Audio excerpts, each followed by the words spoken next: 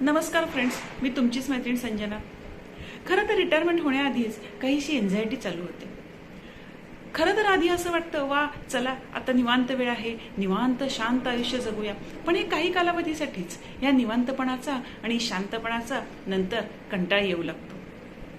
खरं तर जॉबमध्ये असल्यावर आपलं एक विशिष्ट शेड्यूल ठरलेलं असतं, पण आता शेड्यूल नाही, काही ठरलेलं नाही, सगळा वेळ निवांत रिकामाच।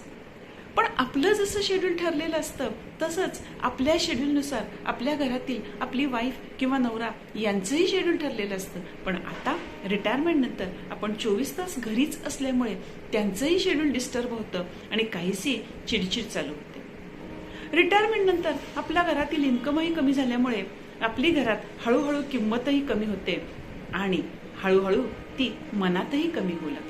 पण मनातील स्वतःची किंमत कमी झाली की मात्र नैराश्य लगेच येते आणि या नैराश्याला जर सामोरं जायचं नसेल तर मात्र मित्रहो, आपण आपल्या विजडम, नॉलेज आणि एक्सपिरियन्स या सर्वांचा उपयोग रिटायरमेंट नंतर विविध क्षेत्रात करून आपण आपला ठसा नक्कीच उमटवू शकतो आणि त्याचबरोबर थोडाफार इन्कमही नक्की करू शकतो।